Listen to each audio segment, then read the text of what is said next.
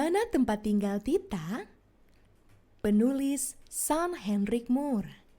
Ilustrator Ye Ji Yun. Pembaca Revarinda Nur Amalia. Malam itu Tita tak bisa tidur di kamarnya sendiri. Ia mendengar suara-suara aneh.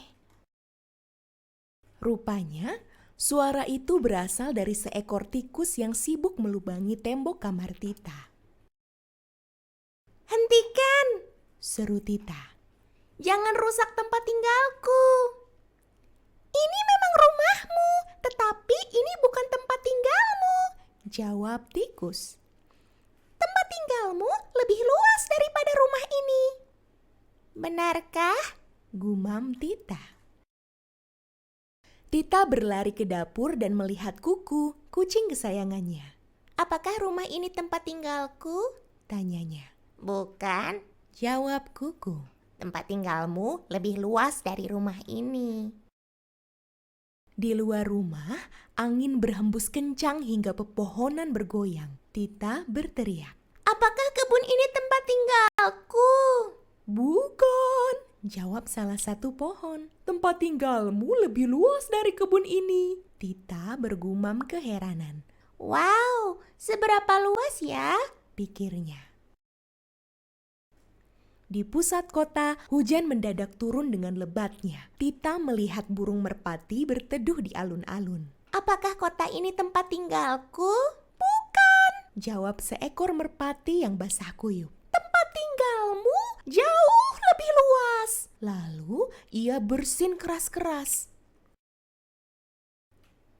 Tita terus berjalan hingga tiba di sebuah desa. Di sana, sekawanan domba merumput sambil menikmati udara sore yang sejuk. "Apakah desa ini tempat tinggalku?" tanyanya. Bukan." Domba-domba mengembik. "Tempat tinggalmu lebih besar dari desa ini." Tita melanjutkan perjalanan ke hutan rimba. Ratusan nyamuk berterbangan menyambutnya. "Tinggallah di hutan ini," desis salah seekor nyamuk yang tak sabar ingin menggigitnya. "Tidak," tolak Tita. "Aku mencari tempat tinggal yang lebih luas."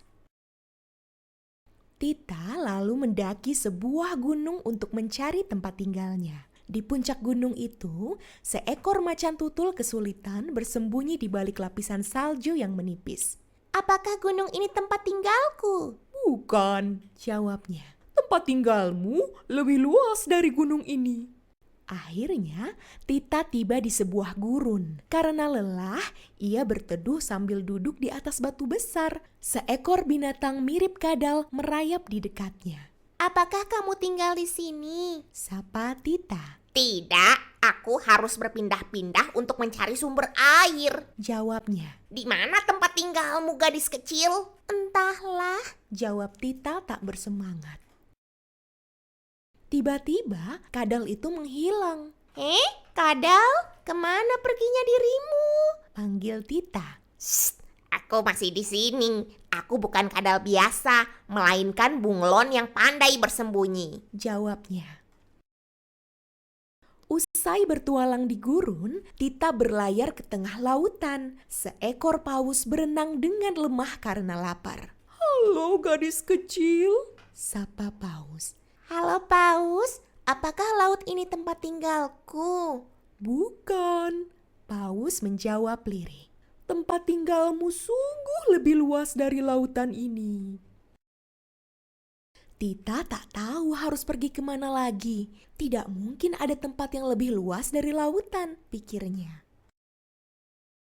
Oleh karena itu, ia mengakhiri pencariannya. Ia pun berjalan, terus berjalan,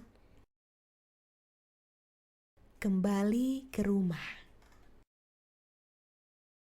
Tita memasuki kamarnya dengan wajah murung. "Aku sudah berkeliling sangat jauh, tapi tidak menemukan tempat tinggalku," keluhnya pada tikus. "Kau belum menyadarinya ya?" ucap tikus. "Bumi adalah tempat tinggalmu. Bumi lebih luas daripada kamar, rumah, ataupun negaramu. Di bumi ini, kau tinggal berdampingan dengan semua makhluk hidup." Kita harus merawat bumi agar ia menjadi tempat tinggal yang nyaman bagi semua. Lanjut tikus. Tita mengangguk sambil mematikan lampu. Sambil berbaring, Tita mengingat makhluk-makhluk yang ditemuinya di sepanjang perjalanan tadi. Ia berjanji akan menjaga bumi demi kelestarian hidup mereka. Maukah kamu berjanji bersama Tita? Cintailah bumi, tempat tinggal kita. Wahai manusia, jagalah bumi ini. Rawatlah alam di sekitarmu agar lestari. Sepanjang perjalanan tadi, kita rasakan hujan lebat yang turun tiba-tiba setelah matahari bersinar terik tak terkira. Kita saksikan salju di puncak gunung yang telah menipis dan lautan yang kotor karena ulah manusia. Jangan menyerah, kita harus berupaya lebih keras agar bumi ini lestari. Rawatlah alam di sekitarmu dengan penuh cinta demi kelangsungan hidup semua penghuninya, termasuk aku, kamu, dan Tita yang sudah tertidur pulas. Selamat tidur.